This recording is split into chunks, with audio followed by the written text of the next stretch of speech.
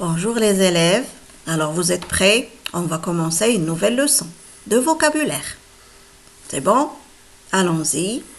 Alors on va lire ensemble ce petit texte. Suivez avec moi s'il vous plaît. Rosalie est une tête de linotte. Elle est tête en l'air. Elle a toujours la tête dans les nuages. Je lui dis pourtant de garder la tête sur les épaules et de se creuser la tête.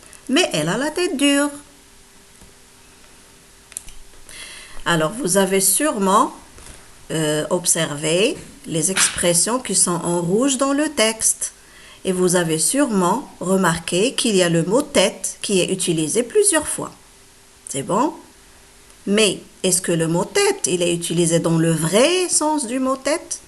Alors, quand on dit Rosalie est une tête de linotte, ça veut dire tout simplement qu'elle oublie, qu'elle ne se rappelle pas, qu'elle n'a pas une bonne mémoire. Et quand on dit elle est tête en l'air, ça veut dire qu'elle est distraite, elle est inattentive. Et quand on dit aussi elle a la tête dans les nuages, c'est la même chose, ça veut dire qu'elle est distraite, elle est inattentive. Et quand on dit la tête sur les épaules, ça veut dire qu'elle est bien attentive, raisonnable, elle réfléchit, tout simplement. Et quand on dit se creuser la tête, ça ne veut pas dire qu'elle va prendre un marteau pour creuser sa tête. Elle va mourir comme ça. Mais ça veut dire qu'elle réfléchit. D'accord? Alors, et la dernière expression, la tête dure, c'est quelqu'un bien sûr qui n'écoute pas, qui n'obéit pas. Donc, vous avez remarqué que le mot tête est utilisé dans un sens qui n'est pas le vrai sens du mot tête. Et c'est ce qu'on appelle le sens figuré.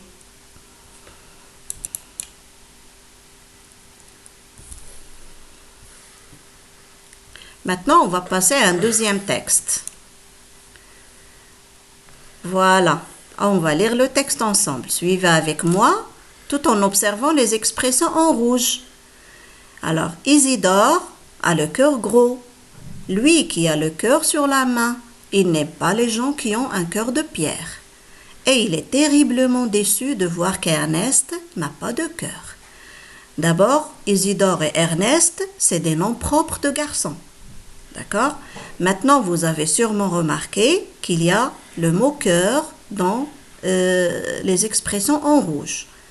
Et comme dans le premier texte, le mot cœur n'est pas utilisé dans le vrai sens du mot cœur, mais il est utilisé dans un sens figuré. Alors, quand on dit Isidore a le cœur gros, ça veut dire qu'il est malheureux, qu'il a du chagrin. Et quand on dit il a le cœur sur la main, ça veut dire qu'il est généreux. Il est solidaire avec les gens, il donne. Et quand on dit il a un cœur de pierre, alors un cœur de pierre, c'est quelqu'un qui est indifférent au malheur des autres, qui est insensible. Et la même chose quand on dit que quelqu'un n'a pas de cœur, c'est quelqu'un qui ne ressent rien, qui est insensible.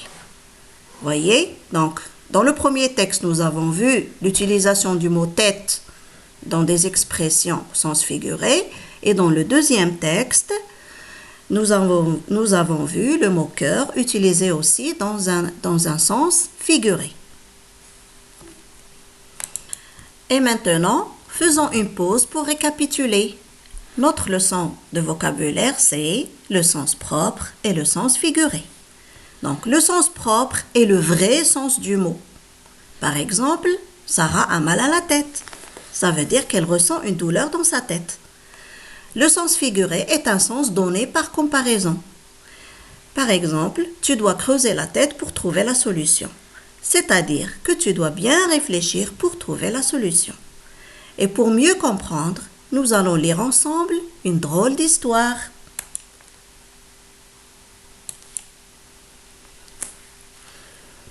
Alors, on va lire l'histoire. Suivez avec moi. Marc était un garçon très feignant, tellement feignant qu'il ne sortait plus de son lit.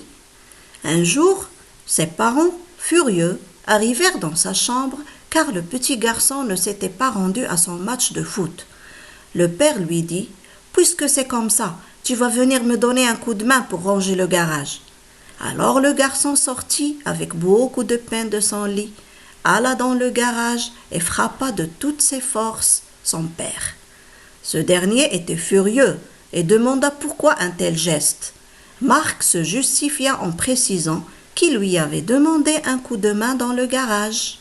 Le père lui expliqua le sens de l'expression en disant « Mon fils, donner un coup de main, ça veut dire aider et non pas frapper. » Enfin, Marc dut ranger le garage et faire la vaisselle en plus pour se faire pardonner.